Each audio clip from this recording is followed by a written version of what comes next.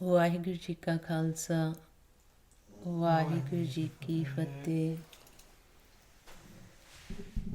ਮਹਾਰਾਜ ਗੁਰਬਾਣੀ ਵਿੱਚ ਭੇਜ ਦਿੰਦੇ ਆ, ਕਬੀਰ ਹਰਿ ਕਾ ਸਿਮਰਨ ਜੋ ਕਰੇ ਸੋ ਸੁਖੀਆ ਸੰਸਾਰ। ਗੁਰਬਾਣੀ 'ਚ ਗੁਰੂ ਸਾਹਿਬ ਭੇਜ ਦਿੰਦੇ ਆ ਕਿ ਜਦੋਂ ਅਸੀਂ ਸਿਮਰਨ ਕਰਦੇ ਹਾਂ ਸਾਡੇ ਮਨ ਨੂੰ ਸੁੱਖ ਮਿਲਦਾ, ਆਨੰਦ ਮਿਲਦਾ। ਅਤੇ ਮਹਾਰਾਜ ਕਹਿੰਦੇ ਜਿਹੜਾ ਸੰਸਾਰ ਆ, ਅਸੀਂ ਇਸ ਮਾਇਆ ਦੇ ਦੇਸ਼ ਵਿੱਚ ਆਏ ਹਾਂ, ਇੱਥੇ ਜੇ ਸੁੱਖ ਲੈਣਾ ਚਾਹੁੰਦੇ ਹੋ, ਮਹਾਰਾਜ ਕਹਿੰਦੇ ਸਿਮਰਨ ਕਰੋ, ਪਰਮਾਤਮਾ ਦੀ ਉਸਤਤ ਕਰੋ। ਜਦੋਂ ਆਪਾਂ ਸਿਮਰਨ ਕਰਦੇ ਹਾਂ, ਪਰਮਾਤਮਾ ਦੀ ਉਸਤਤ ਕਰਦੇ ਹਾਂ, ਸ਼ਬਦ ਦੀ ਵਿਚਾਰ ਕਰਦੇ ਹਾਂ, ਸੁਣਦੇ ਹਾਂ, ਅਤੇ ਮਹਾਰਾਜ ਗੁਰਬਾਣੀ 'ਚ ਦੱਸਦੇ ਆ ਸਾਡੇ ਮਨ ਨੂੰ ਸੁੱਖ ਮਿਲਦਾ। ਜੋ ਗੁਰੂ ਸਾਹਿਬ ਗੁਰਬਾਣੀ ਵਿੱਚ ਫਰਮਾਉਂਦੇ ਆ, ਸਰਬ ਸੁਖਾਂ ਹਰ ਹਰ ਗੁਣ ਗਾਏ। ਕਿਉਂਕਿ ਜਿਹੜਾ ਸਾਡੇ ਮਨ ਦੀ ਖੁਰਾਕ ਆ ਉਹ ਨਾਮ ਆ, ਅੰਮ੍ਰਿਤ ਰਸ ਆ, ਹਰ ਰਸ ਆ। ਅਤੇ ਮਨ ਨੂੰ ਖੁਰਾਕ ਉਦੋਂ ਮਿਲਦੀ ਜਦੋਂ ਅਸੀਂ ਉਸ ਪਰਮਾਤਮਾ ਦਾ ਨਾਮ ਜਪਦੇ ਹਾਂ, ਅੰਦਰੋਂ ਉਸ ਮਾਲਕ ਦੀ ਆਵਾਜ਼ ਨੂੰ ਸੁਣਦੇ ਹਾਂ, ਨਾਮ ਨੂੰ ਸੁਣਦੇ ਹਾਂ, ਸਾਡੇ ਰਸ ਆਉਂਦਾ ਆ, ਉਹ ਸਾਡੇ ਮਨ ਦੀ ਖੁਰਾਕ ਆ। ਜਿਹਨੂੰ ਮਹਾਰਾਜ ਗੁਰਬਾਣੀ 'ਚ ਫਰਮਾਉਂਦੇ ਆ, ਮਨ ਕਾ ਤੋਸਾ ਹਰਿ ਨਾਮ ਹੈ, ਹਿਰਦੇ ਰੱਖੋ ਸਮਾਲ। ਫਿਰ ਮਹਾਰਾਜ ਨੇ ਆਪਾਂ ਨੂੰ ਗੁਰਬਾਣੀ ਵਿੱਚ ਸਮਝਾਇਆ ਆ, ਕਹਿੰਦੇ ਫਿਰ ਸਿਮਰਨ ਕਿਵੇਂ ਕਰਨਾ। ਕਹਿੰਦੇ ਮਨ ਨੂੰ ਇਕਾਗਰ ਕਰਕੇ, ਜਿਵੇਂ ਹੁਣ ਆਪਾਂ ਸਿਮਰਨ ਕਰ ਰਹੇ ਸੀ, ਆਪਣੀ ਆਵਾਜ਼ ਨੂੰ ਸੁਣ ਰਹੇ ਸੀ, ਜਿਹਨੂੰ ਮਹਾਰਾਜ ਕਹਿੰਦੇ ਧੁਨ ਮੈਂ ਧਿਆਨ, ਧਿਆਨ ਮੈਂ ਜਾਣਿਆ। ਪਹਿਲਾਂ ਧੁਨ ਆਵਾਜ਼ ਵਿੱਚ ਧਿਆਨ ਰੱਖਣਾ, ਫਿਰ ਇਸੇ ਆਵਾਜ਼ ਨੇ ਸਾਨੂੰ ਧਿਆਨ ਦੀ ਅਵਸਥਾ ਵਿੱਚ ਲੈ ਜਾਣਾ, ਜਿੱਥੇ ਅਸੀਂ ਰਸਨਾ ਦੁਆਰਾ ਬੋਲਣਾ ਬੰਦ ਕਰ ਦੇਣਾ। ਧਿਆਨ ਦੀ ਅਵਸਥਾ ਵਿੱਚ ਫਿਰ ਮਹਾਰਾਜ ਕਹਿੰਦੇ ਧਿਆਨ ਮੈਂ ਜਾਣਿਆ, ਕਿ ਇਹ ਸਾਰਾ ਫਿਰ ਖੇਲ ਧਿਆਨ ਤੋਂ ਸ਼ੁਰੂ ਹੋ ਜਾਣਾ। ਜਿਹੜਾ ਸੁਖਮ ਖੇਲ ਆ, ਕਿਵੇਂ ਅਸੀਂ ਨਾਮ ਨੂੰ ਸੁਣਨਾ, ਕਿਵੇਂ ਅਸੀਂ ਨਾਮ ਵਿੱਚ ਸਮਾਉਣਾ, ਕਿਵੇਂ ਅਸੀਂ ਪਰਮਾਤਮਾ ਨਾਲ ਮਿਲਾਪ ਕਰਨਾ। ਅਤੇ ਮਹਾਰਾਜ ਨੇ ਫਿਰ ਗੁਰਬਾਣੀ 'ਚ ਆਪਾਂ ਨੂੰ ਸਮਝਾਇਆ ਕਿ ਜਿਨ੍ਹਾਂ ਨੇ ਇੱਕ ਮਨ ਹੋ ਕੇ ਪਰਮਾਤਮਾ ਨੂੰ ਧਿਆਇਆ, ਉਹਨਾਂ ਨੂੰ ਸੁੱਖ ਮਿਲਦਾ ਅਤੇ ਉਹ ਸੰਸਾਰ 'ਚ ਵਿਰਲੇ ਜੀਵ ਹੁੰਦੇ ਆ। ਗੁਰਬਾਣੀ ਗੁਰੂ ਫਰਮਾਉਂਦੇ ਆ, ਜਿਨ ਇੱਕ ਮਨ ਧਿਆਇਆ ਤਿਨ ਸੁਖ ਪਾਇਆ ਅਤੇ ਵਿਰਲੇ ਸੰਸਾਰ ਜੀਓ। ਕਹਿੰਦੇ ਕਿ ਜਿਹੜੇ ਫਿਰ ਪਰਮਾਤਮਾ ਨੂੰ ਇਸ ਤਰੀਕੇ ਨਾਲ ਧਿਆਉਂਦੇ ਆ ਇੱਕ ਮਨ ਹੋ ਕੇ, ਅਤੇ ਉਹਨਾਂ ਦੇ ਜਮ ਨੇੜ ਨਹੀਂ ਆਉਂਦੇ। ਕਹਿੰਦੇ ਤਿੰਨ ਜਮ ਨੇੜ ਨਾ ਆਵੈ, ਗੁਰ ਸ਼ਬਦ ਕਮਾਵੈ, ਕਬਹੁ ਨ ਆਵੈ ਹਾਰ ਜੀਓ। ਕਹਿੰਦੇ ਕਿ ਜਿਹੜੇ ਫਿਰ ਸ਼ਬਦ ਦੀ ਕਮਾਈ ਕਰਦੇ, ਜਦੋਂ ਅਸੀਂ ਇੱਦਾਂ ਗੁਰੂ ਮੰਤਰ ਦਾ ਅਭਿਆਸ ਕਰਦੇ ਹਾਂ, ਸਿਮਰਨ ਕਰਦੇ ਹਾਂ, ਇਹ ਸ਼ਬਦ ਦੀ ਕਮਾਈ ਕਰ ਰਹੇ ਹਾਂ ਅਸੀਂ। ਇਸ ਗੁਰੂ ਮੰਤਰ ਦੁਆਰਾ ਅਸੀਂ ਅੰਦਰ ਨਾਮ ਤੱਕ ਪਹੁੰਚਣਾ ਹੁੰਦਾ, ਜਿਸ ਸ਼ਬਦ ਦੁਆਰਾ ਪਰਮਾਤਮਾ ਨੇ ਇਸ ਜਗਤ ਨੂੰ ਥੰਮਿਆ ਹੋਇਆ, ਜਿਹਨੂੰ ਮਹਾਰਾਜ ਗੁਰਬਾਣੀ 'ਚ ਫਰਮਾਉਂਦੇ, ਜਿਤ ਸ਼ਬਦ ਜਗਤ ਥੰਮ ਰਹਾਇਆ। ਫਿਰ ਜਿਵੇਂ ਅਸੀਂ ਸ਼ਬਦ ਦੀ ਕਮਾਈ ਕਰਦੇ ਹਾਂ, ਪਹਿਲਾਂ ਬੋਲ ਬੋਲ ਕੇ, ਫਿਰ ਅੰਤਰਗਤ, ਫਿਰ ਉਸ ਮਾਲਕ ਦੇ ਨਾਮ ਨੂੰ ਸੁਣਦੇ ਹਾਂ, ਸੁਣ ਸੁਣ ਕੇ ਉਸ ਵਿੱਚ ਸਮਾਉਂਦੇ ਹਾਂ। ਅਤੇ ਮਹਾਰਾਜ ਕਹਿੰਦੇ ਫਿਰ ਜਿਹੜਾ ਇਹ ਜੀਵਨ ਆ, ਇਹ ਅਸੀਂ ਹਾਰ ਕੇ ਨਹੀਂ ਜਾਂਦੇ। ਅਤੇ ਫਿਰ ਮਹਾਰਾਜ ਕਹਿੰਦੇ ਤੇ ਕਬਹੁ ਨ ਹਾਰੇ, ਹਰ ਹਰ ਗੁਣ ਸਾਰੇ, ਤਿਨ ਜਮ ਨੇੜ ਨਾ ਆਵੈ। ਕਹਿੰਦੇ ਫਿਰ ਉਹ ਕਦੇ ਨਹੀਂ ਹਾਰਦੇ, ਜਦੋਂ ਪਰਮਾਤਮਾ ਦੀ ਉਸਤਤ ਕਰਦੇ ਰਹਿੰਦੇ ਆ। ਫਿਰ ਮਹਾਰਾਜ ਕਹਿੰਦੇ ਜਦੋਂ ਅਸੀਂ ਫਿਰ ਪਰਮਾਤਮਾ ਦੀ ਉਸਤਤ ਕਰਦੇ ਹਾਂ, ਉਹਦਾ ਨਾਮ ਜਪਦੇ ਹਾਂ, ਉਸ ਸ਼ਬਦ ਦੇ ਨਾਲ ਸੁਰਤੀ ਜੋੜ ਲੈਂਦੇ ਹਾਂ, ਜਿਸ ਸ਼ਬਦ ਦੁਆਰਾ ਸਾਰਾ ਜਗਤ ਥੰਮਿਆ ਹੋਇਆ ਆ। ਫਿਰ ਕਹਿੰਦੇ ਸਾਡਾ ਜਿਹੜਾ ਜਨਮ ਮਰਨ ਖੰਡਨ ਹੋ ਜਾਂਦਾ। ਕਹਿੰਦੇ ਜੰਮਣ ਮਰਨਾ ਤਿਨਾ ਕਾ ਚੁੱਕੇ, ਜੋ ਹਰ ਲਾਗੈ ਪਾਵੈ। ਕਹਿੰਦੇ ਜਿਹੜੇ ਪਰਮਾਤਮਾ ਦੇ ਫਿਰ ਚਰਨਾਂ ਨਾਲ ਜੁੜ ਜਾਂਦੇ ਆ, ਉਹਨਾਂ ਦਾ ਜਿਹੜਾ ਜਨਮ ਮਰਨ ਖੰਡਨ ਹੋ ਜਾਂਦਾ। ਉਹ ਗੁਰਮਤਿ ਦੇ ਰਸਤੇ 'ਤੇ ਚੱਲਦੇ ਆ, ਗੁਰੂ ਦੀ ਮੱਤ 'ਤੇ ਚੱਲਦੇ ਆ। ਫਿਰ ਆਂਦੇ ਜਿਨ ਇੱਕ ਮਨ ਧਿਆਇਆ ਤਿਨ ਸੁਖ ਪਾਇਆ, ਅਤੇ ਵਿਰਲੇ ਸੰਸਾਰ ਜੀਓ। ਕਹਿੰਦੇ ਕਿ ਉਹ ਥੋੜ੍ਹੇ ਹੀ ਹੁੰਦੇ ਆ, ਵਿਰਲੇ ਹੀ ਹੁੰਦੇ ਆ ਸੰਸਾਰ ਵਿੱਚ, ਜਿਹੜੇ ਇੱਕ ਮਨ ਪਰਮਾਤਮਾ ਨੂੰ ਧਿਆਉਂਦੇ ਆ ਅਤੇ ਸੁੱਖ ਦੀ ਪ੍ਰਾਪਤੀ ਕਰਦੇ ਆ। ਜਦੋਂ ਫਿਰ ਆਪਾਂ ਗੁਰਬਾਣੀ ਪੜ੍ਹਦੇ ਹਾਂ ਗੁਰੂ ਸਾਹਿਬ ਗੁਰਬਾਣੀ ਦੇ ਵਿੱਚ ਸਾਨੂੰ ਸੋਝੀ ਦਿੰਦੇ ਆ ਕਿ ਇਹ ਸਾਰਾ ਜਿਹੜਾ ਖੇਲ ਆ, ਜਿਸ ਵਿੱਚ ਅਸੀਂ ਖੇਲ ਰਹੇ ਹਾਂ, ਇਹ ਸਾਰਾ ਖੇਲ ਪਰਮਾਤਮਾ ਦਾ ਆਪਣਾ ਕੀਤਾ ਹੋਇਆ ਹੈ। ਘਟ ਘਟ ਵਿੱਚ ਪਰਮਾਤਮਾ ਸਮਾਇਆ ਹੋਇਆ ਹੈ। ਇਹਨੂੰ ਕਹਿੰਦੇ ਬ੍ਰਹਮ ਦਾ ਗਿਆਨ। ਗੁਰੂ ਸਾਹਿਬ ਸਾਨੂੰ ਬ੍ਰਹਮ ਗਿਆਨ ਬਖਸ਼ਿਸ਼ ਕਰਦੇ ਆ ਕਿ ਜਦੋਂ ਆਪਾਂ ਫਿਰ ਗੁਰਬਾਣੀ ਦੁਆਰਾ ਗਿਆਨ ਲੈਂਦੇ ਹਾਂ, ਉਸ ਨੂੰ ਅਸੀਂ ਆਪਣੇ ਜੀਵਨ ਦੇ ਵਿੱਚ ਢਾਲਣਾ ਹੁੰਦਾ। ਅਸੀਂ ਗੁਰੂ ਦੀ ਮੱਤ ਦੁਆਰਾ ਉਹ ਜੀਵਨ ਜਿਉਣਾ ਹੁੰਦਾ। ਸਾਨੂੰ ਇੰਨਾ ਤਾਂ ਪਤਾ ਲੱਗ ਗਿਆ ਕਿ ਅਸੀਂ ਸੰਸਾਰ ਵਿੱਚ ਆਏ ਹਾਂ, ਫਿਰ ਚਲੇ ਜਾਣਾ, ਪਰ ਸੰਸਾਰ ਵਿੱਚ ਰਹਿੰਦਿਆਂ ਹੋਇਆਂ ਕਿਹੜੀ ਜੁਗਤੀ ਅਪਣਾਈਏ, ਕਿਵੇਂ ਅਸੀਂ ਜੀਵਨ ਨੂੰ ਗੁਜ਼ਾਰੀਏ, ਇਹ ਫਿਰ ਮਹਾਰਾਜ ਗੁਰਬਾਣੀ ਵਿੱਚ ਦੱਸਦੇ ਆ। ਕਹਿੰਦੇ ਮੱਤ ਵਿੱਚ ਮਰਨ ਜੀਵਨ ਹੋਰ ਕੈਸਾ, ਜਾਂ ਜੀਵਾਂ ਤੇ ਜੁਗਤ ਨਾਹੀਂ। ਕਹਿੰਦੇ ਇੰਨਾ ਪਤਾ ਲੱਗ ਗਿਆ ਆ, ਜਨਮ ਲਿਆ ਆ, ਫਿਰ ਮਰਨ ਵੀ ਹੋਣਾ ਆ, ਸੰਸਾਰ 'ਚੋਂ ਜਾਣਾ ਵੀ ਆ, ਪਰ ਸੰਸਾਰ 'ਚ ਰਹਿੰਦਿਆਂ ਜਿਹੜਾ ਜੀਵਨ ਅਸੀਂ ਗੁਜ਼ਾਰਦੇ ਹਾਂ, ਇਹ ਕਿਵੇਂ ਗੁਜ਼ਾਰੀਏ, ਕਿਹੜੀ ਜੁਗਤੀ ਅਪਣਾਈਏ ਕਿ ਅਸੀਂ ਲਾਹਾ ਖੱਟ ਕੇ ਜਾਈਏ। ਅਤੇ ਫਿਰ ਗੁਰੂ ਸਾਹਿਬ ਸਾਨੂੰ ਸੋਝੀ ਦਿੰਦੇ ਆ। ਕਹਿੰਦੇ ਜਿਹੜੇ ਸੰਸਾਰ ਵਿੱਚ ਤੁਸੀਂ ਵਿਚਰ ਰਹੇ ਹੋ, ਇਹ ਸਾਰਾ ਸੰਸਾਰ ਪਰਮਾਤਮਾ ਨੇ ਆਪ ਕੀਤਾ ਆ। ਇਹ ਸਾਰਾ ਖੇਲ ਉਸਨੇ ਆਪ ਬਣਾਇਆ ਆ, ਅਤੇ ਘਟ ਘਟ ਦੇ ਵਿੱਚ ਉਹ ਪਰਮਾਤਮਾ ਸਮਾਇਆ ਹੋਇਆ ਹੈ। ਪਰਮਾਤਮਾ ਨੂੰ ਬ੍ਰਹਮ ਕਿਹਾ ਆ। ਕਹਿੰਦੇ ਫਿਰ ਜਲ ਦੇ ਵਿੱਚ ਵੀ, ਥਲ ਵਿੱਚ ਵੀ, ਹਰ ਜਗ੍ਹਾ ਰਮਿਆ ਹੋਇਆ ਹੈ। ਸਾਡੇ ਅੰਦਰ ਵੀ ਪਰਮਾਤਮਾ ਆ, ਬਾਹਰ ਵੀ ਵਸਦਾ ਆ। ਜਿਹਨੂੰ ਮਾਰੇ ਕਹਿੰਦੇ ਤੂੰ ਘਟ ਘਟ ਅੰਤਰ ਸਰਬ ਨਿਰੰਤਰ ਜੀ, ਹਰ ਏਕੋ ਪੁਰਖ ਸਮਾਨ। ਕਿ ਜਿਸ ਪਰਮਾਤਮਾ ਨੂੰ ਅਸੀਂ ਮਿਲਣਾ ਆ, ਉਹ ਘਟ ਘਟ ਦੇ ਵਿੱਚ ਸਮਾਇਆ ਹੋਇਆ ਆ। ਉਹ ਜਲ ਥਲ ਵਿੱਚ ਵੀ ਆ, ਉਹ ਸਾਡੇ ਅੰਦਰ ਵੀ ਆ, ਅਤੇ ਅਸੀਂ ਇਸ ਸਰੀਰ ਕਰਕੇ ਉਸ ਵਿੱਚ ਵਿਚਰ ਰਹੇ ਹਾਂ। ਅਤੇ ਫਿਰ ਮਹਾਰਾਜ ਗੁਰਬਾਣੀ 'ਚ ਦੱਸਦੇ ਆ ਕਿ ਜਦੋਂ ਇਹ ਸਾਨੂੰ ਸੋਝੀ ਆਉਂਦੀ, ਗਿਆਨ ਆਉਂਦਾ, ਇਹ ਅਸੀਂ ਜੀਵਨ ਦੇ ਵਿੱਚ ਢਾਲਣਾ ਹੁੰਦਾ ਕਿ ਹਰ ਇੱਕ ਦੇ ਵਿੱਚ ਪਰਮਾਤਮਾ ਵਸਿਆ ਹੋਇਆ, ਸਾਡੇ ਵਿੱਚ ਵੀ ਪਰਮਾਤਮਾ ਵਸਦਾ ਆ। ਫਿਰ ਕਹਿੰਦੇ ਜਦੋਂ ਇਸ ਅਵਸਥਾ 'ਤੇ ਮਨ ਆ ਜਾਂਦਾ, ਫਿਰ ਕਿਸੇ ਨਾਲ ਵੈਰ ਵਿਰੋਧ ਨਹੀਂ ਰਹਿੰਦਾ। ਵੀ ਗੁਰੂ ਸਾਹਿਬ ਸਾਨੂੰ ਸਮਝਾਉਂਦੇ ਆ, ਕਹਿੰਦੇ ਵਹੁਆ ਵੈਰ ਨ ਕਰੀਏ ਕਾਹੂ, ਘਟ ਘਟ ਅੰਤਰ ਬ੍ਰਹਮ ਸਮਾਹੂ। ਕਹਿੰਦੇ ਕਿ ਵੈਰ ਕਿਹਦੇ ਨਾਲ ਕਰਨਾ, ਕਿਉਂਕਿ ਗੁਰੂ ਸਾਹਿਬ ਸਾਨੂੰ ਸੋਝੀ ਦਿੰਦੇ ਆ ਕਿ ਅਸੀਂ ਇਹ ਗਿਆਨ ਨੂੰ ਨਾਲ ਰੱਖਣਾ ਕਿ ਹਰ ਘਟ ਦੇ ਵਿੱਚ ਉਹ ਪਰਮਾਤਮਾ ਆਪ ਸਮਾਇਆ ਹੋਇਆ। ਅਤੇ ਫਿਰ ਮਹਾਰਾਜ ਕਹਿੰਦੇ ਆ ਕਿ ਘਟ ਘਟ ਜਿੰਨੇ ਵੀ ਸਾਡੇ ਸਰੀਰ ਆ, ਇਹਨਾਂ ਨੂੰ ਵੀ ਘਟ ਕਿਹਾ ਆ। ਹਰ ਜਗ੍ਹਾ ਸੰਸਾਰ ਦੇ ਵਿੱਚ ਉਹ ਪਰਮਾਤਮਾ ਆਪ ਵਸਦਾ, ਸਮਾਇਆ ਹੋਇਆ ਹੈ। ਫਿਰ ਮਹਾਰਾਜ ਕਹਿੰਦੇ ਕਿ ਕਿਸ ਨਾਲ ਵੈਰ ਕਰ ਸਕਦੇ, ਕਿਉਂਕਿ ਸਾਰਿਆਂ ਦੇ ਵਿੱਚ ਤਾਂ ਪਰਮਾਤਮਾ ਸਮਾਇਆ ਹੋਇਆ।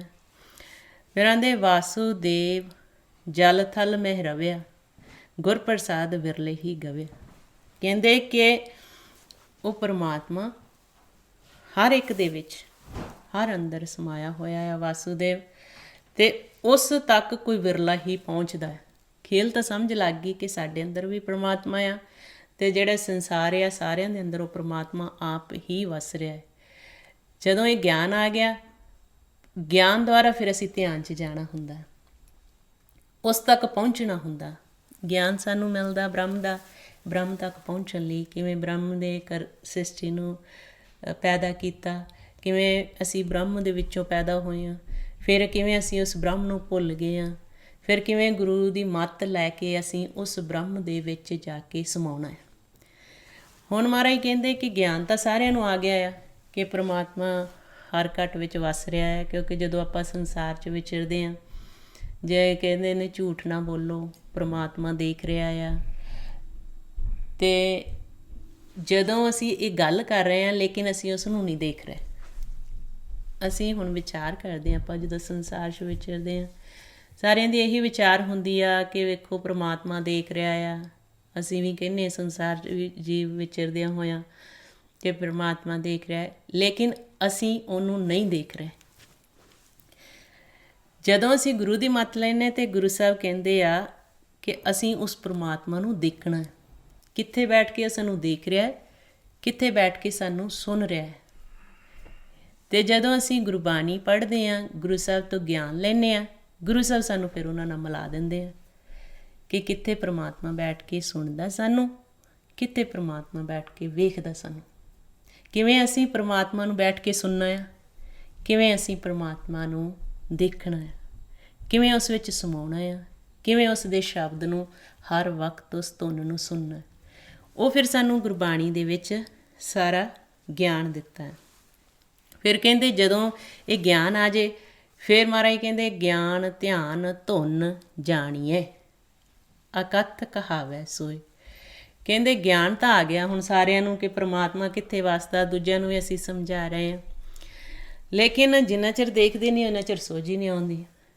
ਗਿਆਨ ਤੋਂ ਬਾਅਦ ਫਿਰ ਧਿਆਨ ਦੇ ਵਿੱਚ ਜਾਣਾ।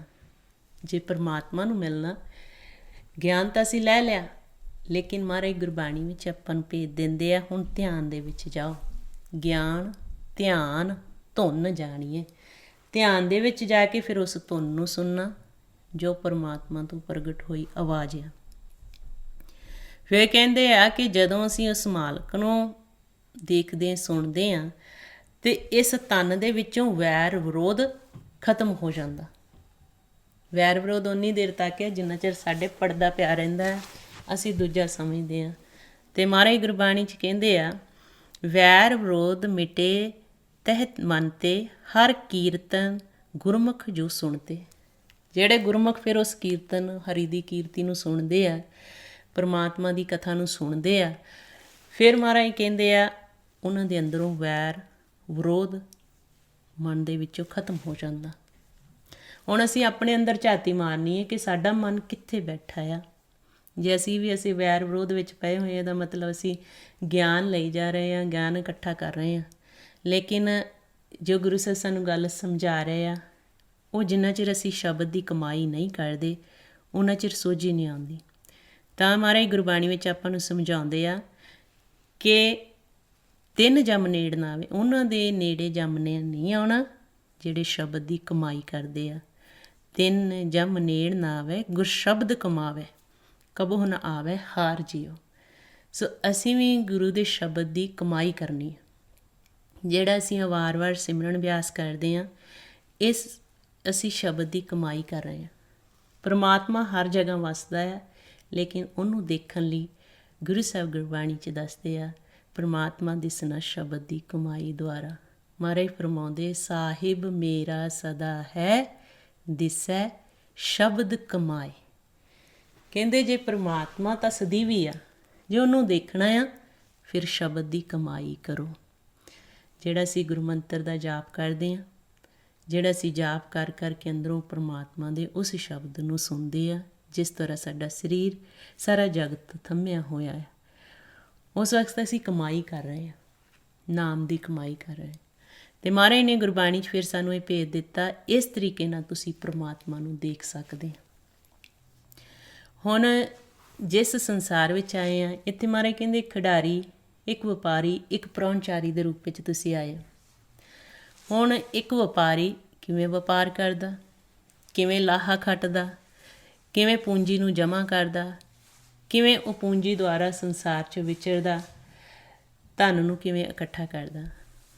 ਇੱਕ ਸਿਆਣਾ ਜਿਹੜਾ ਹੈ ਉਹ ਸਲਾਹ ਮਸ਼ਵਰੇ ਨਾਲ ਚੱਲਦਾ, ਇੱਕ ਆਪਣੀ ਮੱਤ ਵਰਤਦਾ, ਉਹ ਕਿਵੇਂ ਵਪਾਰ ਕਰਦਾ। ਹੁਣ ਜਿਹੜਾ ਮਹਾਰਾਜ ਗੁਰਬਾਣੀ ਵਿੱਚ ਦੱਸ ਰਹੇ ਆ, ਜਿਹੜਾ ਖੇਲ ਆ, ਇੱਕ ਜਗਤ ਤਮਾਸ਼ਾ ਆ, ਇੱਕ ਰਾਸ ਆ, ਜਿਹਦੇ ਵਿੱਚ ਅਸੀਂ ਸਾਰੇ ਖੇਲਣ ਆਏ ਹੋਏ ਹਾਂ।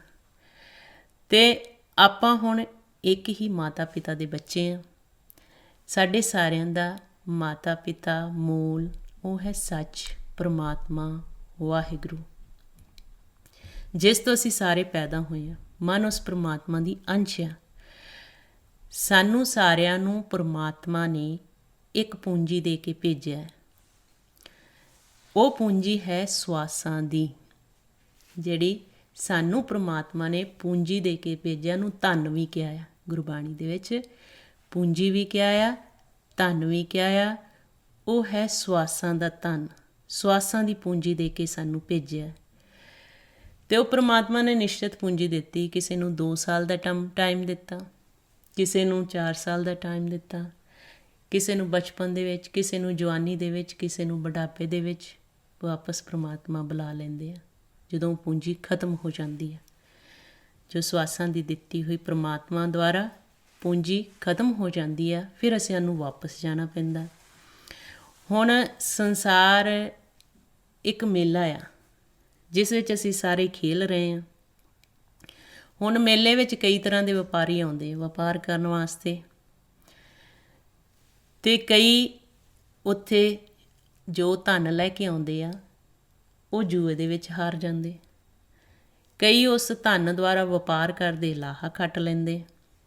ਹੁਣ ਜਦੋਂ ਅਸੀਂ ਸੰਸਾਰ ਵਿੱਚ ਵਿਚਰਦੇ ਹਾਂ, ਪੂੰਜੀ ਨੂੰ ਖਰਚ ਕਰਦੇ ਹਾਂ, ਜਿਹੜੇ ਅਸੀਂ ਆ ਵਿਚਾਰ ਲੈ ਰਹੇ ਹਾਂ, ਫੁਰਨੇ ਲੈ ਰਹੇ ਹਾਂ, ਵਿਕਾਰ, ਜਿਨ੍ਹਾਂ ਨੂੰ ਵਿਕਾਰ ਗੁਰਬਾਣੀ ਵਿੱਚ ਵੀ ਕਿਹਾ ਹੈ। ਹੁਣ ਜਿੰਨੇ ਅਸੀਂ ਵਿਚਾਰ ਲਈ ਜਾਂਦੇ ਹਾਂ, ਫੁਰਨੇ ਲਈ ਜਾਂਦੇ ਹਾਂ, ਉਹ ਸਾਡੇ ਜਿਹੜੇ ਸਵਾਸ ਤ੍ਰੈ ਗੁਣਾਂ ਦੇ ਵਿੱਚ ਜੋ ਵੀ ਅਸੀਂ ਵਿਚਾਰ ਲੈਂਦੇ ਹਾਂ, ਫੁਰਨੇ ਲੈਂਦੇ ਹਾਂ, ਉਹ ਸਾਡੇ ਖਰਚ ਹੁੰਦੇ ਆ। ਸਵਾਸ ਉਹ ਸਾਡੀ ਪੂੰਜੀ ਖਰਚ ਹੁੰਦੀ ਆ। ਕਈ ਵਾਰੀ ਅਸੀਂ ਇਕੱਲੇ ਖਰਚ ਕਰਦੇ ਹਾਂ, ਕਈ ਵਾਰੀ ਅਸੀਂ ਦੂਜਿਆਂ ਦਾ ਸੰਯੋਗ ਕਰ ਲੈਂਦੇ ਹਾਂ। ਜਿਹੜੇ ਅਸੀਂ ਨਿੰਦਿਆ ਚੁਗਲੀ ਕਰਦੇ ਇੱਕ ਦੂਜੇ ਨਾਲ ਬੈਠ ਕੇ, ਜਿਹੜੇ ਅਸੀਂ ਦੁਬਦਾ ਕਰਦੇ ਹਾਂ, ਉਹ ਦੁਬਦਾ ਦੀਆਂ ਗੱਲਾਂ ਉਹੀ ਅਸੀਂ ਸੰਸਾਰ ਦੇ ਵਿੱਚ ਸੰਯੋਗੀਆਂ ਦੇ ਨਾਲ ਕਰਦੇ ਹਾਂ। ਉਹ ਪੂੰਜੀ ਖਰਚਣ ਦਾ ਇੱਕ ਸਾਧਨ ਆ। ਕਿਵੇਂ ਅਸੀਂ ਉਹ ਪੂੰਜੀ ਨੂੰ ਖਰਚ ਰਹੇ ਹਾਂ, ਲੜਾਈ ਝਗੜਾ ਕਰਦੇ ਹਾਂ। ਆਪਾਂ ਦੇਖਿਆ ਸੰਸਾਰ ਦੇ ਵਿੱਚ ਉਹ ਪੂੰਜੀ ਨੂੰ ਖਰਚਣ ਦੇ ਸਾਰੇ ਸਾਧਨ ਆ। ਅਤੇ ਹੁਣ ਜਦੋਂ ਅਸੀਂ ਗੁਰੂ ਦੀ ਸ਼ਰਨ ਵਿੱਚ ਜਾਂਦੇ ਹਾਂ, ਜਿਹੜੇ ਗੁਰਮੁਖ ਗੁਰੂ ਦੀ ਸ਼ਰਨ ਵਿੱਚ ਚਲੇ ਜਾਂਦੇ ਆ, ਉਹ ਫਿਰ ਗੁਰੂ ਤੋਂ ਸਲਾਹ ਮਸ਼ਵਰਾ ਲੈਂਦੇ ਆ ਕਿ ਇਹ ਜੀਵਨ ਦੀ ਜੁਗਤ ਨੂੰ ਕਿਵੇਂ ਜਿਉਇਆ ਜਾਏ। ਇਹ ਜਿਹੜੀ ਪੂੰਜੀ ਆ, ਇਸ ਨੂੰ ਕਿਵੇਂ ਖਰਚ ਕੀਤਾ ਜਾਏ ਕਿ ਲਾਹਾ ਵੀ ਮਿਲੇ,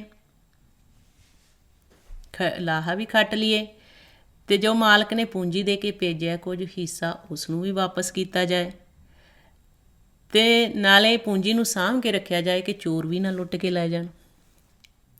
ਹੁਣ ਇਹ ਜਿਹੜਾ ਖੇਲ ਆ ਗੁਰਬਾਣੀ ਦੇ ਵਿੱਚ ਸਾਨੂੰ ਸਮਝਾਇਆ, ਜਿਹੜਾ ਆਪਾਂ ਪਿਛਲੀ ਵਾਰ ਵਿਚਾਰ ਕੀਤੀ ਸੀ ਕਿ ਸਾਡੇ ਸਾਰਿਆਂ ਦੇ ਅੰਦਰ 5 ਚੋਰ ਆ, ਕਾਮ, ਕ੍ਰੋਧ, ਲੋਭ, ਮੋਹ, ਹੰਕਾਰ, ਜਿਹੜੇ ਮਾਰੇ ਲੁੱਟੇ ਨੀਤ ਨੀਤ ਕਿਸ ਆਗੇ ਕਰੀ ਪੁਕਾਰ ਜਾਣਾ, ਕਿ ਰੋਜ਼ ਸਾਡੇ ਸਵਾਸਾਂ ਦਾ ਭੰਡਾਰਾ ਲੁੱਟਦੇ ਆ।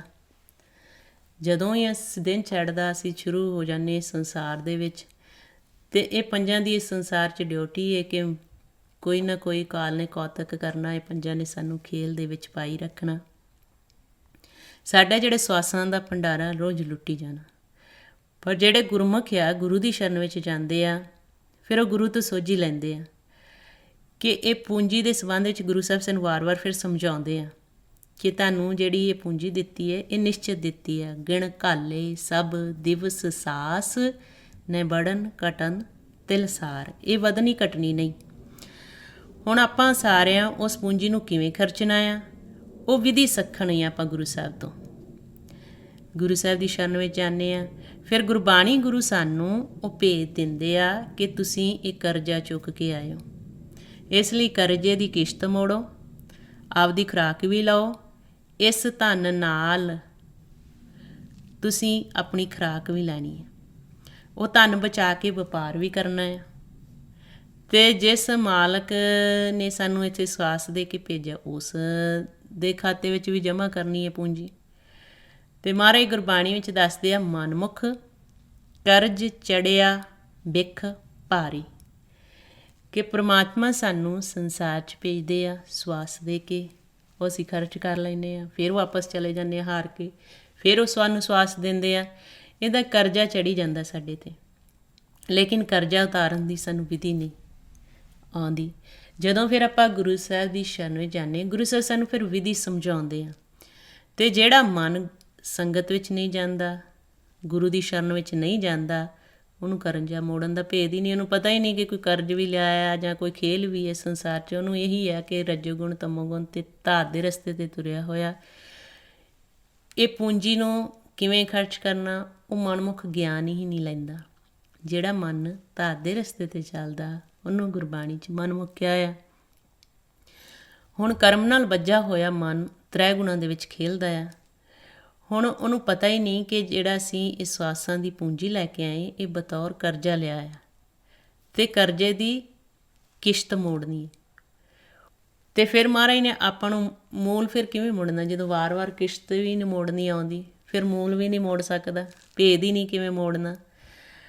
ਹੁਣ ਫਿਰ ਮਹਾਰਾਜ ਕਹਿੰਦੇ ਮਨਮੁਖ ਕਿਵੇਂ ਵਿਚਰਦਾ, ਕਹਿੰਦੇ ਕਬੀਰ ਟਾਲੇ ਟੋਲੇ ਦਿਨ ਗਿਆ, ਵਿਆਜ ਬੜੰਤੋ ਜਾਏ, ਨਾ ਹਰ ਭਜਿਓ ਨਾ ਖੱਤ ਫਟਿਓ, ਕਾਲ ਪਹੁੰਚਿਓ ਆਏ। ਹੁਣ ਗੁਰਬਾਣੀ ਵਿੱਚ ਆਪਾਂ ਨੂੰ ਦੱਸਿਆ ਆ ਕਿ ਜਿਹੜੇ ਸਾਨੂੰ ਸਵਾਸਾਂ ਦੀ ਪੂੰਜੀ ਦਿੱਤੀ ਆ, ਇਸ ਦਾ ਪਰਮਾਤਮਾ ਨੇ ਹਿਸਾਬ ਕਿਤਾਬ ਲੈਣਾ। ਜੋ ਮਹਾਰਾਜ ਗੁਰਬਾਣੀ 'ਚ ਦੱਸਦੇ ਆ, ਧਰਮ ਰਾਏ ਨੂੰ ਹੁਕਮ ਹੈ ਬੈ ਸੱਚਾ ਧਰਮ ਵਿਚਾਰ, ਕਿ ਪਰਮਾਤਮਾ ਨੇ ਧਰਮ ਰਾਏ ਨੂੰ ਹੁਕਮ ਦਿੱਤਾ ਆ ਕਿ ਜਿੰਨੇ ਵੀ ਅਸੀਂ ਸਵਾਸ ਖਰਚ ਕਰਦੇ ਹਾਂ ਉਹਨਾਂ ਦਾ ਹਿਸਾਬ ਕਿਤਾਬ ਰੱਖਣਾ ਹੈ। ਅਤੇ ਕਹਿੰਦੇ ਜਿਹੜਾ ਮਨ ਧਾਤ ਦੇ ਰਸਤੇ 'ਤੇ ਚੱਲਿਆ ਹੋਇਆ ਆ, ਕਾਮ ਕ੍ਰੋਧ ਲੋਭ ਮੋਹ ਹੰਕਾਰ ਦੇ ਵਸ ਪਿਆ ਆ, ਆਸ਼ਾ ਬਲਾਸ਼ਾ ਤ੍ਰਿਸ਼ਨਾਵਾਂ ਦੇ ਵਿੱਚ ਆ, ਕਹਿੰਦੇ ਕਿ ਉਹ ਫਿਰ ਕੀ ਕਰਦਾ ਹੈ, ਟਾਲੇ ਟੋਲੇ ਦਿਨ ਗਿਆ ਵਿਆਜ ਬੜੰਤ ਹੋ ਜਾਏ। ਅੱਜ ਦਾ ਦਿਨ ਲੰਘ ਗਿਆ, ਫਿਰ ਅਗਲਾ ਦਿਨ ਆ ਜਾਂਦਾ, ਫਿਰ ਕਰਮ ਨਾਲ ਵੱਜ ਜਾਂਦਾ, ਪਰਮਾਤਮਾ ਦਾ ਨਾਮ ਨਹੀਂ ਜਪਦਾ। ਉਹ ਭੇਦ ਹੀ ਨਹੀਂ ਲੈਂਦਾ ਕਿਵੇਂ ਕਿਸ਼ਤ ਮੋੜਨੀ ਆ, ਕਿਵੇਂ ਮੂਲ ਮੋੜਨਾ ਆ।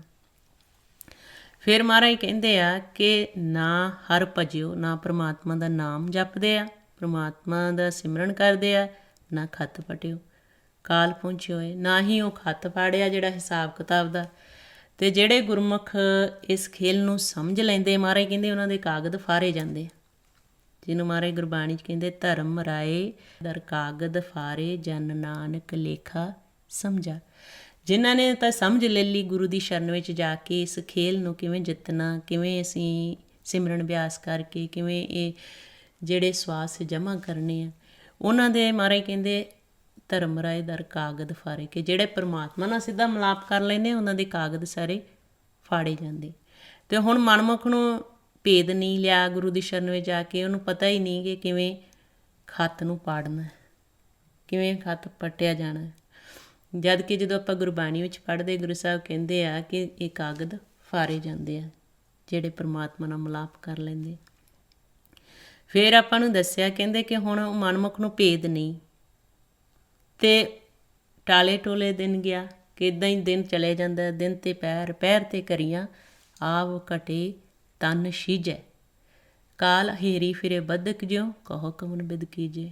ਕਹਿੰਦੇ ਦਿਨ ਜਾ ਰਹੇ ਆ, ਘੜੀਆਂ ਜਾ ਰਹੀਆਂ, ਪਲ ਜਾ ਰਹੇ ਆ, ਇੱਦਾਂ ਹੀ ਸਮਾਂ ਲੰਘ ਰਿਹਾ। ਕਾਲ ਆਪਣਾ ਘੇਰਾਬੰਦੀ ਤੰਗ ਕਰੀ ਜਾਂਦਾ, ਜਿਵੇਂ ਜਿਵੇਂ ਸਾਡੀ ਸਵਾਸਾਂ ਦੀ ਪੂੰਜੀ ਖਤਮ ਹੋਈ ਜਾਂਦੀ। ਅਤੇ ਜਦੋਂ ਫਿਰ ਮਹਾਰਾਜ ਕਹਿੰਦੇ ਸਵਾਸਾਂ ਦੀ ਪੂੰਜੀ ਖਤਮ ਹੋ ਜਾਂਦੀ, ਫਿਰ ਆ ਕੇ ਜੰਮ ਫੜ ਲੈਂਦੇ।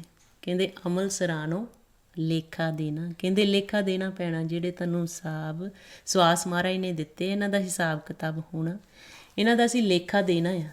ਇਹ ਗੁਰਬਾਣੀ 'ਚ ਸਾਨੂੰ ਸਮਝਾਇਆ ਆ। ਕਹਿੰਦੇ ਹੁਣ ਜਿਹੜਾ ਮਨਮੁਖ ਆ ਉਹਨੂੰ ਭੇਦ ਨਹੀਂ, ਅਤੇ ਜਿੱਦਣ ਇਹ ਪੂੰਜੀ ਖਤਮ ਹੋ ਗਈ ਫਿਰ ਉਹਨੂੰ ਲੇਖੇ ਵਾਸਤੇ ਬੁਲਾਇਆ ਜਾਣਾ। ਮਹਾਰਾਜ ਕਹਿੰਦੇ ਅਮਲ ਸਰਾਣੋ ਲੇਖਾ ਦੇਣਾ, ਆਏ ਕਠਨ ਦੂਤ ਜਮ ਲੈਣਾ, ਕਿਆ ਤੈ ਖੱਟਿਆ ਕਹਾਂ ਗਵਾਇਆ, ਚਲੋ ਸ਼ਿਤਾਬ ਵੀ ਦੀਵਾਨ ਬੁਲਾਇਆ। ਕਹਿੰਦੇ ਫਿਰ ਜਦੋਂ ਉਹਨੂੰ ਬੁਲਾਇਆ ਜਾਣਾ, ਫਿਰ ਉਹਨਾਂ ਦਾ ਹਿਸਾਬ ਕਿਤਾਬ ਪੁੱਛਿਆ ਜਾਣਾ ਕਿ ਕੀ ਤੂੰ ਖੱਟ ਕੇ ਲਿਆਇਆ, ਕਿੱਥੇ ਗਵਾਈ ਹੈ ਪੂੰਜੀ। ਫਿਰ ਤਾਂ ਮਹਾਰਾਜ ਸਾਨੂੰ ਸਮਝਾਉਂਦੇ ਆ, ਕਹਿੰਦੇ ਵਣਜ ਕਰੋ ਵੰਜਾਰਿਓ ਵੱਖਰ ਲਿਹੋ ਸਮਾਲ, ਤੈਸੀ ਵਸਤ ਵਸਾਈ ਹੈ ਜੈਸੀ ਨਿਭੈ ਨਾਲ।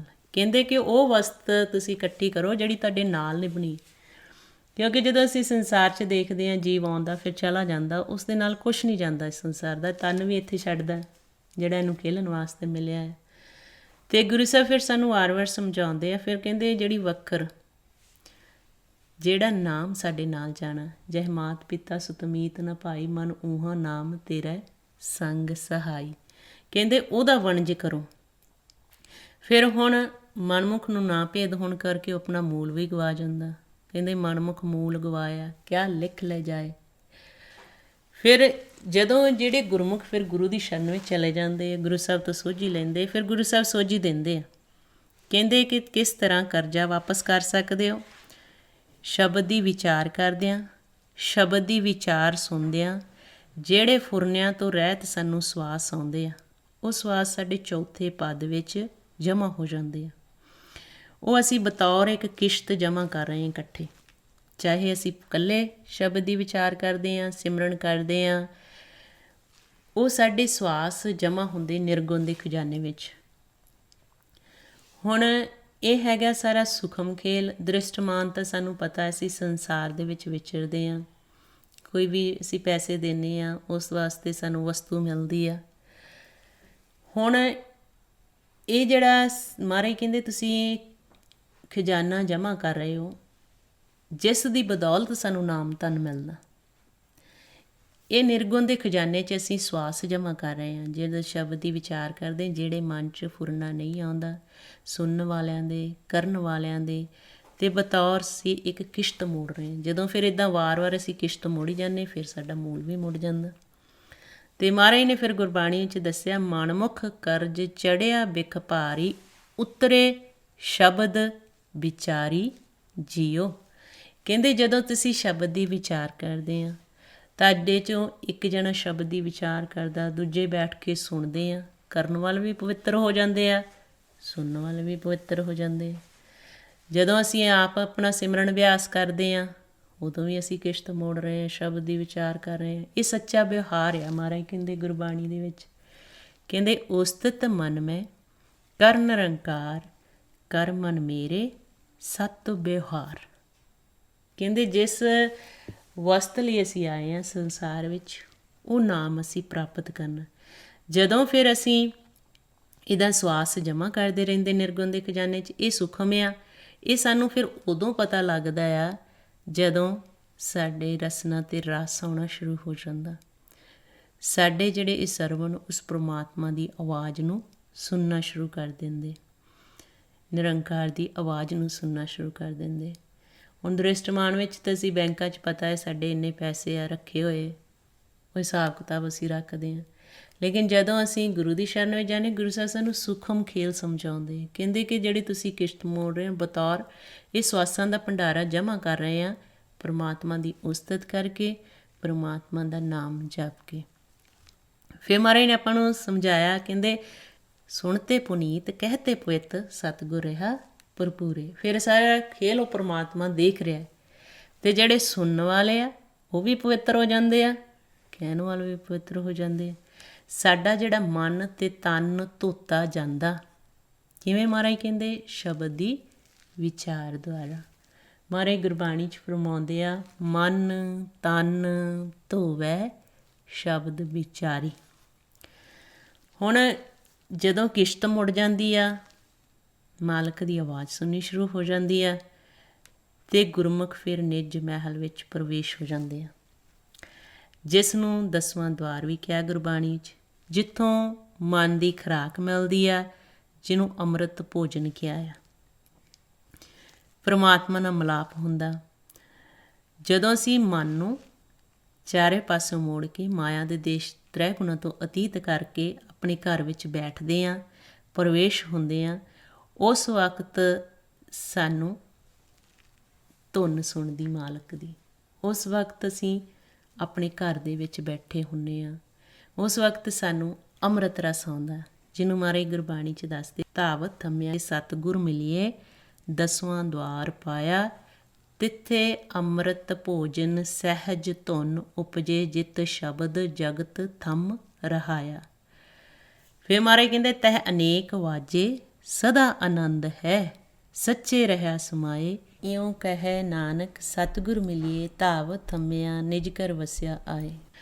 ਕਹਿੰਦੇ ਕਿ ਜਦੋਂ ਫਿਰ ਇਸ ਤਰੀਕੇ ਨਾਲ ਮਨ ਆਪਣੇ ਘਰ ਬੈਠਦਾ ਹੈ 10ਵੇਂ ਦੁਆਰ ਵਿੱਚ। ਹੁਣ ਗੁਰਬਾਣੀ ਰਾਹੀਂ ਆਪਾਂ ਨੂੰ 9 ਦਰਾਂ ਦਾ ਭੇਦ ਦਿੱਤਾ ਕਿ ਇੱਕ ਨਗਰੀ ਹੈ, ਉਹਦੇ 9 ਦਰਵਾਜ਼ੇ ਆ, ਅਤੇ ਜਦੋਂ ਸਾਡਾ ਮਨ 9 ਦਰਾਂ ਤੋਂ ਉੱਪਰ ਉੱਠ ਕੇ ਇਹ ਤ੍ਰੈ ਗੁਣਾਂ ਤੋਂ ਉੱਪਰ ਉੱਠਦਾ ਆ, ਤ੍ਰਿਕੁਟੀ ਤੋਂ ਉੱਪਰ ਉੱਠਦਾ ਆ, ਉਦੋਂ ਫਿਰ 10ਵਾਂ ਦੁਆਰ ਖੁੱਲ੍ਹ ਜਾਂਦਾ, ਜਿਹਨੂੰ ਮਹਾਰਾਜ ਕਹਿੰਦੇ ਨਗਰੀ ਇੱਕ ਹੈ, 9 ਦਰਵਾਜ਼ੇ ਧਾਵਤ ਬਰਜ ਰਹਾਈ।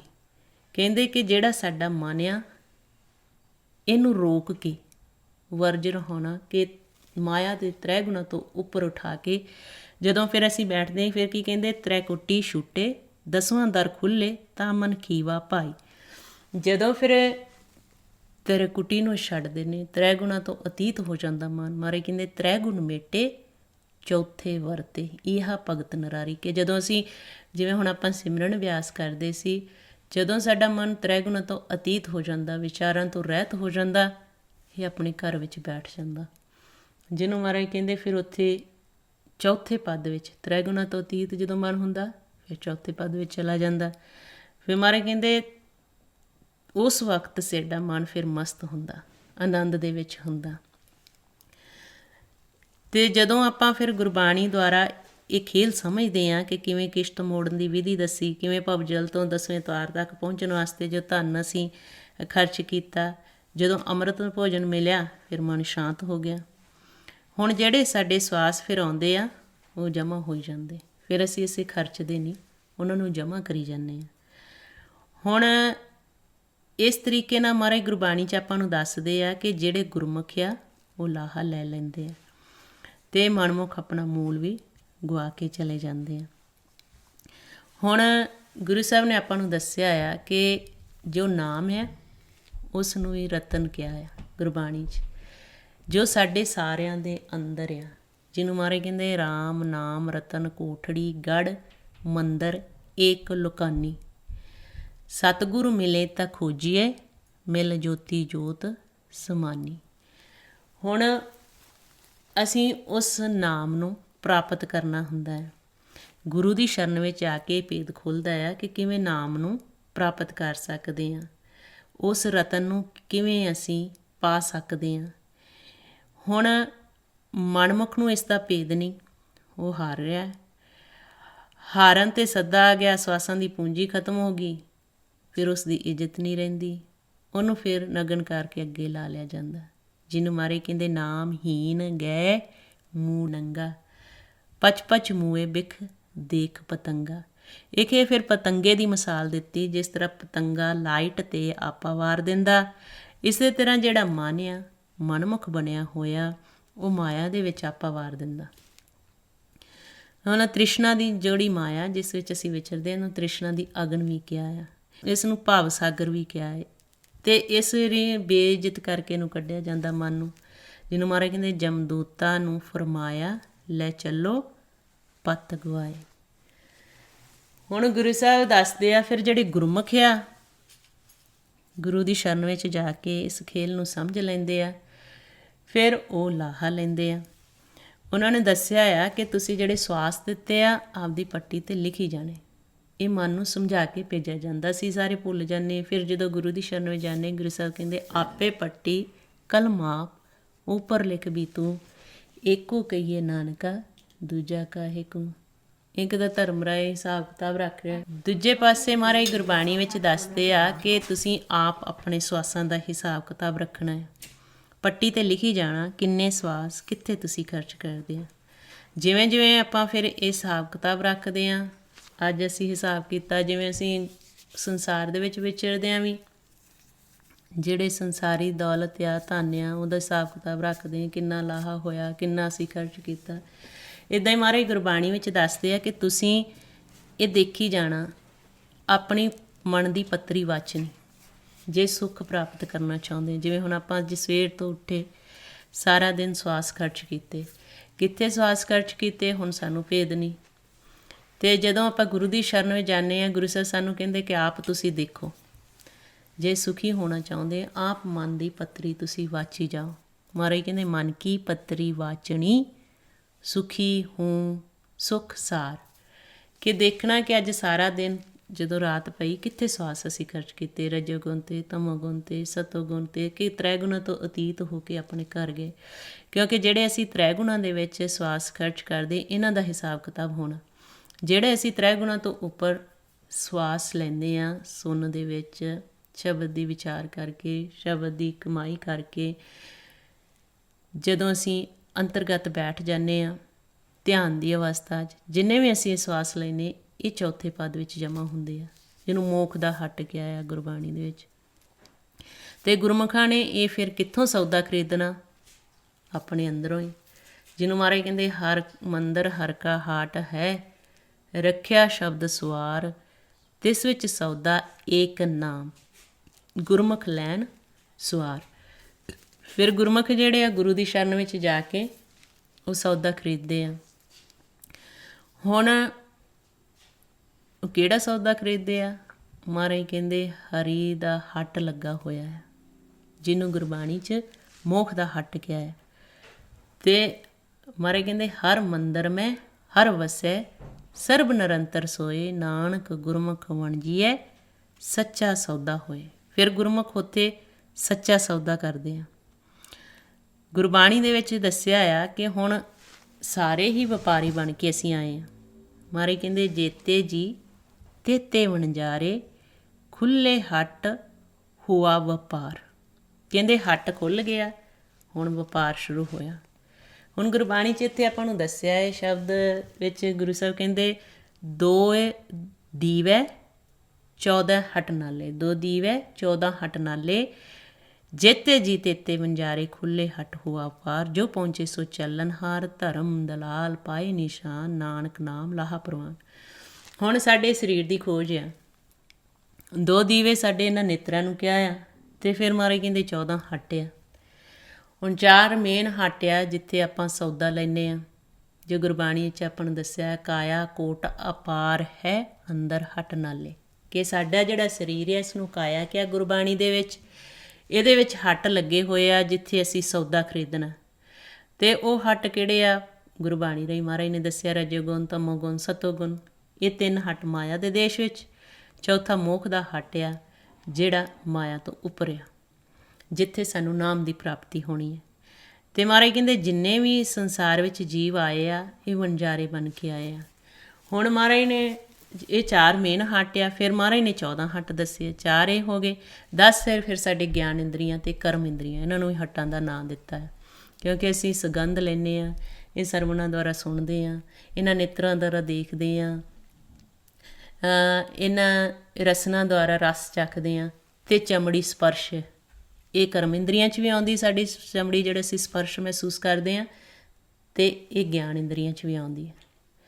ਹੁਣ ਇਹਨਾਂ ਨੂੰ ਵੀ ਹੱਟਾਂ ਦਾ ਨਾਂ ਦਿੱਤਾ ਕਿਉਂਕਿ ਅਸੀਂ ਦੇਖਣਾ ਕੀ ਆ, ਸੁਣਨਾ ਕੀ ਆ, ਬੋਲਣਾ ਕੀ ਆ, ਅਤੇ ਅਸੀਂ ਇਸ ਜਿਹੜੀ ਅਸੀਂ ਸੁਗੰਧ ਲੈਂਦੇ ਹਾਂ ਸੰਸਾਰ ਦੇ ਵਿੱਚ, ਇਹ ਫਿਰ ਆਪਾਂ ਨੂੰ ਗੁਰਬਾਣੀ 'ਚ ਦੱਸਿਆ 14 ਹੱਟ।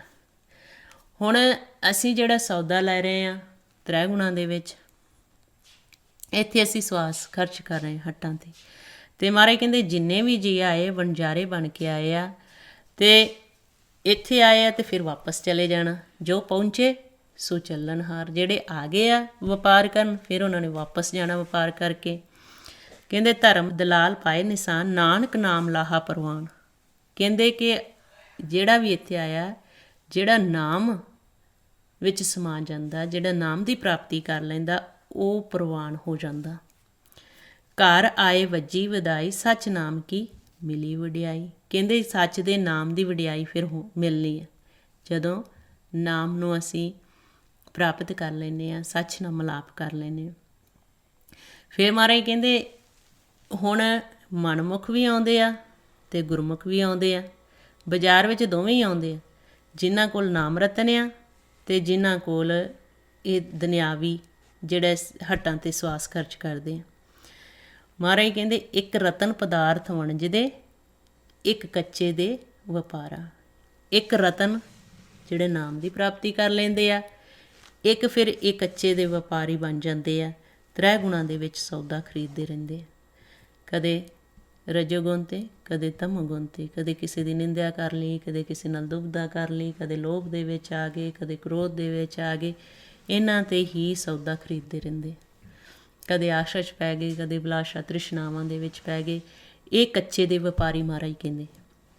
ਇੱਕ ਤਾਂ ਰਤਨ ਦੇ ਵਪਾਰੀ ਆ, ਇੱਕ ਕੱਚੇ ਦੇ ਵਪਾਰੀ ਆ। ਬਾਜ਼ਾਰ ਵਿੱਚ ਦੋਵੇਂ ਆਏ ਆ। ਹੁਣ ਮਾਇਆ ਦੇ ਦੇਸ਼ ਵਿੱਚ ਵੀ ਗੁਰਮੁਖ ਵੀ ਆਉਂਦਾ ਆ, ਸੰਸਾਰ 'ਚ ਵਿਚਰਦਾ, ਅਤੇ ਮਨਮੁਖ ਵੀ ਵਿਚਰਦਾ। ਲੇਕਿਨ ਜਿਹੜਾ ਗੁਰੂ ਦੀ ਸ਼ਰਨ ਵਿੱਚ ਆ ਕੇ ਭੇਦ ਲੈਂਦਾ, ਜੀਵਨ ਦੀ ਜੁਗਤੀ ਨੂੰ ਸਿੱਖ ਲੈਂਦਾ, ਕਿਵੇਂ ਜਿਉਣਾ, ਕਿਵੇਂ ਸਵਾਸਾਂ ਦਾ ਭੰਡਾਰਾ ਜਮ੍ਹਾਂ ਕਰਨਾ, ਉਹਦਾ ਖੇਲ ਫਿਰ ਵੱਖਰਾ ਹੈ। ਜਿਹੜਾ ਫਿਰ ਇਹ ਵਪਾਰੀ ਬਣ ਕੇ ਆਇਆ ਆ, ਪੂੰਜੀ ਲਈ ਆ, ਪਰ ਵਪਾਰ ਕੱਚੇ ਦਾ ਕਰਦਾ ਹੈ, ਜਿਹੜੀ ਚੀਜ਼ ਨਾਲ ਨਹੀਂ ਜਾਣੀ। ਹੁਣ ਮਹਾਰਾਜ ਗੁਰਬਾਣੀ 'ਚ ਫਿਰ ਦੱਸਦੇ, ਕਹਿੰਦੇ ਜਿਹੜਾ ਮਨਮੁਖ ਆ ਉਹ ਵੀ ਲਾਹਾ ਖੱਟ ਸਕਦਾ ਜੇ ਸਤਿਗੁਰ ਦੀ ਸ਼ਰਨ ਵਿੱਚ ਆ ਜੇ।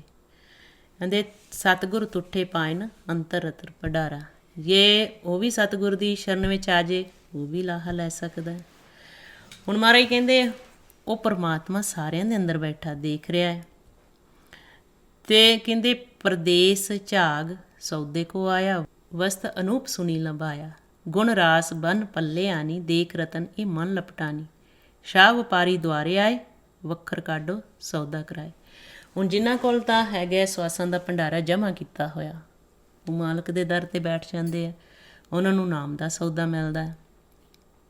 ਅਤੇ ਫਿਰ ਪਰਮਾਤਮਾ ਪੁੱਛਦੇ ਆ ਕਿ ਤੁਸੀਂ ਕਿਹੜੇ ਵੱਖਰ ਦੇ ਵਣਜਾਰੇ ਆ? ਕਹਿੰਦੇ ਕਿਸ ਵੱਖਰ ਕੇ ਤੁਮ ਵਣਜਾਰੇ। ਫਿਰ ਗੁਰਮੁਖ ਕਹਿੰਦੇ ਸਾਚ ਵੱਖਰ ਕੇ ਹਮ ਵਣਜਾਰੇ। ਕਹਿੰਦੇ ਅਸੀਂ ਸੱਚ ਦੇ ਵਣਜਾਰੇ ਹਾਂ, ਸੱਚ ਦੇ ਵਪਾਰੀ ਹਾਂ। ਫਿਰ ਮਾਲਕ ਖੁਸ਼ ਹੋ ਕੇ ਉਹਨਾਂ ਨੂੰ ਫਿਰ ਨਾਮ ਬਖਸ਼ਿਸ਼ ਕਰ ਦਿੰਦੇ। ਕਹਿੰਦੇ ਸਾਚ ਵੱਖਰ ਕੇ ਵਪਾਰੀ ਵਿਰਲੇ ਲੈ ਲਾਹਾ ਸੌਦਾ ਕੀਨਾ ਹੈ। ਕਿ ਮਾਲਕ ਦੇ ਸਵਾਸ ਦਿੱਤਾ ਜਮ੍ਹਾਂ ਕਰ ਲਿਆ, ਸਵਾਸ ਦਿੱਤਾ ਜਮ੍ਹਾਂ ਕਰ ਲਿਆ, ਸਿਮਰਨ ਕਰ ਕਰਕੇ ਵਾਹਿਗੁਰੂ ਵਾਹਿਗੁਰੂ ਸ਼ਬਦ ਦੀ ਵਿਚਾਰ ਕਰ ਕਰਕੇ। ਅਤੇ ਮਹਾਰਾਜ ਕਹਿੰਦੇ ਰਤਨ ਜੇਹਿਰ ਲਾ ਹਰਨਾਮਾ ਗੁਰ ਕੱਢ ਤਲੀ ਦਿਖਲਾਇਆ। ਉਹਨਾਂ ਨੇ ਫਿਰ ਉਸ ਨਾਮ ਦੀ ਗੁਰਮੁਖਾਂ ਨੇ ਪ੍ਰਾਪਤੀ ਕਰ ਲਈ। ਫਿਰ ਮਹਾਰਾਜ ਗੁਰਬਾਣੀ 'ਚ ਕਹਿੰਦੇ ਕਿ ਜਿਹੜਾ ਮਨਮੁਖ ਹੈ ਉਹ ਪਾਗਾਂ ਤੋਂ ਹੀਣਾ ਹੋਣ ਕਰਕੇ ਉਸ ਨੇ ਸੱਚ ਦਾ ਵਪਾਰ ਨਹੀਂ ਕੀਤਾ। ਦੇ ਭਾਗਹੀਨ ਮਨਮੁਖ ਨਹੀਂ ਲਿਆ, ਤਰਹਿਣ ਓਲੇ ਲਾਖ ਛਪਾਇਆ। ਫਿਰ ਮਹਾਰਾਜ ਨੇ ਆਪਾਂ ਨੂੰ ਦੱਸਿਆ ਆ ਕਿ ਉਹ ਪਰਮਾਤਮਾ ਸਾਨੂੰ ਸਾਰਿਆਂ ਨੂੰ ਆਵਾਜ਼ ਦੇ ਰਿਹਾ। ਪੱਤਨ ਕੂਕੇ ਪਾਤਨੀ ਵੰਜੋ ਤਰੁਕ ਵਿਲਾੜ।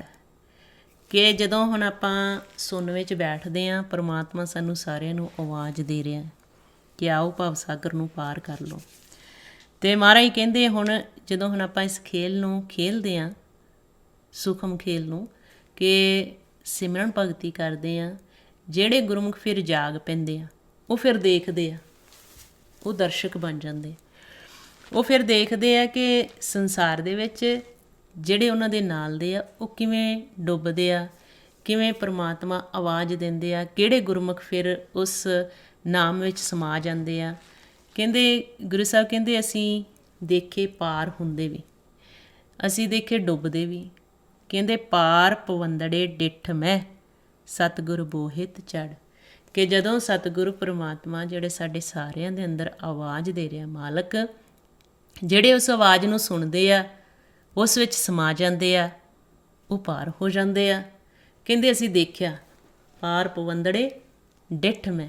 ਕਹਿੰਦੇ ਅਸੀਂ ਦੇਖਿਆ ਪਾਰ ਹੁੰਦਿਆਂ ਨੂੰ, ਜਿਹੜੇ ਮਾਲਕ ਦੇ ਬੇੜੇ 'ਤੇ ਸਵਾਰ ਹੋ ਗਏ। ਅਤੇ ਫਿਰ ਮਹਾਰਾਜ ਕਹਿੰਦੇ ਸਤਿਗੁਰ ਬੋਹਿਤ ਚੜ੍ਹ, ਜਿਹੜੇ ਸਤਿਗੁਰ ਦੇ ਬੇੜੇ 'ਤੇ ਸਵਾਰ ਹੋ ਗਏ।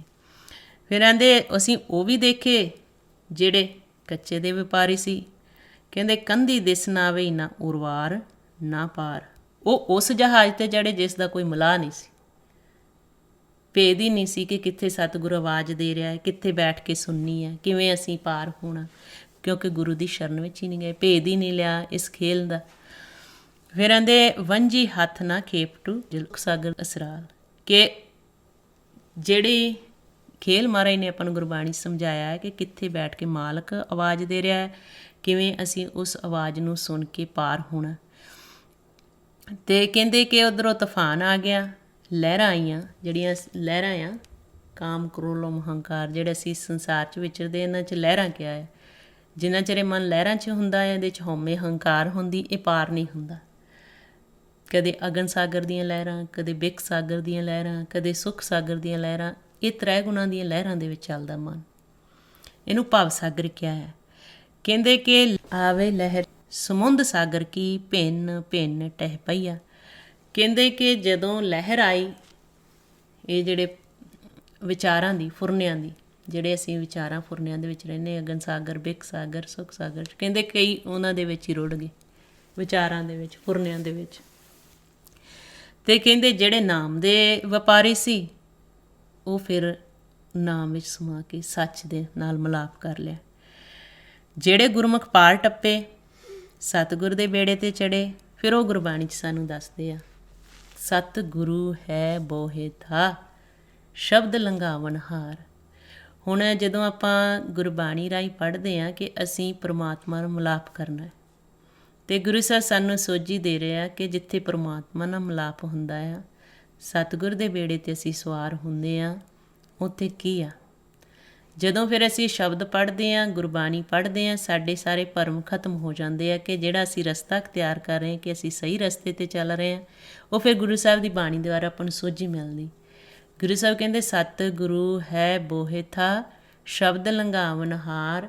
तिथे पवन ना पावको ना जल ना आकार। तिथे सच्चा सच नाए भवजल तारन हार। गुरमुख लंघे से पार पए सच्चे स्यों लिवलाए। ਕਹਿੰਦੇ ਸਤਿਗੁਰੂ ਬੋਹਿਤ ਆ ਅਤੇ ਉਹ ਸ਼ਬਦ ਦੁਆਰਾ ਸਾਨੂੰ ਪਾਰ ਲੰਘਾਉਂਦੇ ਆ।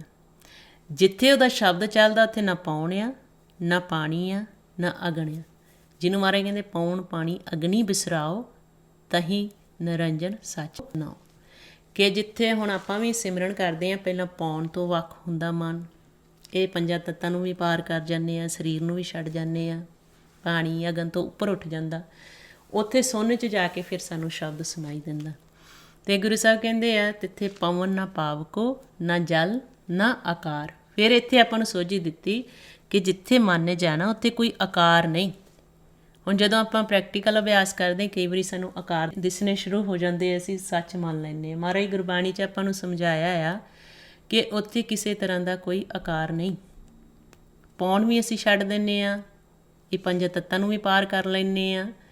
ਅਤੇ ਉੱਥੇ ਜਦੋਂ ਆ ਸਰੀਰ ਤੋਂ ਵੀ ਉੱਪਰ ਉੱਠ ਜਾਂਦਾ ਮਨ, ਅਤੇ ਉਸ ਅਵਸਥਾ 'ਤੇ ਕੋਈ ਆਕਾਰ ਨਹੀਂ ਹੈਗਾ। ਤਿੱਥੇ ਪਵਨ ਨਾ ਪਾਵਕੋ ਨਾ ਜਲ ਨਾ ਆਕਾਰ।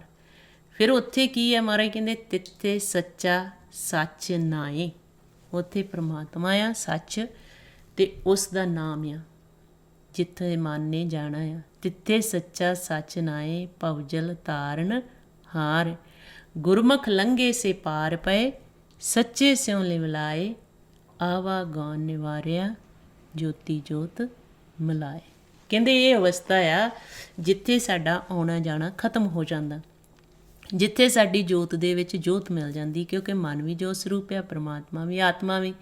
ਜਦੋਂ ਮਨ ਆਤਮਕ ਰੂਪ ਹੋ ਜਾਂਦਾ ਫਿਰ ਪਰਮਾਤਮਾ ਨਾਲ ਇਸ ਦਾ ਮਿਲਾਪ ਹੋ ਜਾਂਦਾ। ਜੋਤ ਕਿਆ? ਪ੍ਰਕਾਸ਼ ਨੂੰ। ਮਨ ਵੀ ਪ੍ਰਕਾਸ਼ ਰੂਪ ਆ, ਪਰਮਾਤਮਾ ਵੀ। ਅਤੇ ਮਹਾਰਾਜ ਕਹਿੰਦੇ ਗੁਰਮੁਖ ਲੰਘੇ ਸੇ ਪਾਰ ਪਏ। ਜਿਹੜੇ ਗੁਰਮੁਖ ਫਿਰ ਉਸ ਨਾਮ ਦੇ ਵਿੱਚ ਸੁਰਤੀ ਜੋੜ ਲੈਂਦੇ, ਉਸ ਨਾਮ 'ਚ ਸਮਾ ਜਾਂਦੇ, ਅਤੇ ਉਹ ਨਾਮ ਪਰਮਾਤਮਾ ਤੋਂ ਪ੍ਰਗਟ ਹੋਈ ਆਵਾਜ਼ ਆ, ਫਿਰ ਉਸ ਮੁਖ ਤੱਕ ਪਹੁੰਚ ਜਾਂਦੇ, ਉਹ ਪ੍ਰਕਾਸ਼ ਤੱਕ ਪਹੁੰਚ ਜਾਂਦੇ, ਫਿਰ ਜੋਤ ਵਿੱਚ ਜੋਤ ਮਿਲ ਜਾਂਦੀ। ਇਹ ਗੁਰਬਾਣੀ 'ਚ ਸਾਨੂੰ ਸਮਝਾਇਆ ਕਿ ਜਿਹੜੇ ਗੁਰਮੁਖ ਲਾਹਾ ਕੱਟ ਕੇ ਜਾਂਦੇ, ਵਪਾਰੀ ਸੱਚ ਦੇ ਨਾਮ ਦੇ ਬਣ ਕੇ ਜਾਂਦੇ, ਉਹ ਫਿਰ ਇਸ ਸੰਸਾਰ ਦੇ ਵਿੱਚ ਲਾਹਾ ਕੱਟਦੇ। ਤਾਂ ਗੁਰੂ ਸਾਹਿਬ ਨੇ ਸਾਨੂੰ ਇਹ ਗੁਰਬਾਣੀ 'ਚ ਸਮਝਾਇਆ, ਕਹਿੰਦੇ ਹਰ ਕੇ ਨਾਮ ਕੇ ਵਪਾਰੀ, ਹੀਰਾ ਹਾਥ ਚੜ੍ਹਿਆ ਨਰਮੋਲਕ ਛੂਟ ਗਈ ਸੰਸਾਰੀ। ਕਿ ਅਸੀਂ ਉਸ ਨਾਮ ਦੇ ਵਪਾਰੀ ਬਣਨਾ ਆ, ਸੱਚ ਦੇ ਵਪਾਰੀ ਬਣਨਾ ਆ, ਅਤੇ ਇਸ ਜੀਵਨ ਦਾ ਲਾਹਾ ਖੱਟ ਕੇ ਜਾਣਾ ਆ। ਅਤੇ ਜੋ ਗੁਰੂ ਸਾਹਿਬ ਨੇ ਸਾਨੂੰ ਗੁਰਬਾਣੀ ਦੁਆਰਾ ਜੀਵਨ ਦੀ ਯੁਕਤ ਸਮਝਾਈ ਆ ਕਿ ਕਿਹੜਾ ਰਸਤਾ ਅਸੀਂ ਇਖਤਿਆਰ ਕਰਨਾ, ਕਿਵੇਂ ਅਸੀਂ ਲਾਹਾ ਖੱਟਣਾ, ਉਹ ਅਸੀਂ ਗੁਰੂ ਸਾਹਿਬ ਤੋਂ ਗਿਆਨ ਲੈ ਕੇ ਫਿਰ ਧਿਆਨ ਦੇ ਵਿੱਚ ਜਾਣਾ। ਫਿਰ ਉੱਥੋਂ ਦੀ ਸਾਰੀ ਸੋਝੀ ਸਾਨੂੰ ਗੁਰਬਾਣੀ ਵਿੱਚ ਬਖਸ਼ਿਸ਼ ਕੀਤੀ ਹੈ। ਜਿਵੇਂ ਜਿਵੇਂ ਆਪਾਂ ਸ਼ਬਦ ਦੀ ਕਮਾਈ ਕਰਾਂਗੇ, ਸਿਮਰਨ ਅਭਿਆਸ ਕਰਾਂਗੇ, ਉਹ ਪਰਮਾਤਮਾ ਦੀ ਉਸਤਤ ਕਰਾਂਗੇ, ਉਵੇਂ ਹੀ ਗੁਰੂ ਸਾਹਿਬ ਸਾਡੇ 'ਤੇ ਬਖਸ਼ਿਸ਼ ਕਰਨਗੇ, ਅਸੀਂ ਆਪਣੇ ਘਰ ਦੇ ਵਿੱਚ ਨਿਵਾਸ ਕਰਾਂਗੇ। ਸੋ ਇੰਨੀਆਂ ਬੇਨਤੀਆਂ ਕਰਦਿਆਂ ਹੋਇਆਂ ਜੇ ਕੋਈ ਸ਼ਬਦ ਗਲਤ ਬੋਲਿਆ ਗਿਆ ਹੋਵੇ, ਗੁਰੂ ਅਤੇ ਸੰਗਤ ਬਖਸ਼ਣਯੋਗ ਨੇ ਬਖਸ਼ ਲੈਣਾ ਜੀ। ਵਾਹਿਗੁਰੂ ਜੀ ਕਾ ਖਾਲਸਾ, ਵਾਹਿਗੁਰੂ ਜੀ ਕੀ ਫਤਿਹ।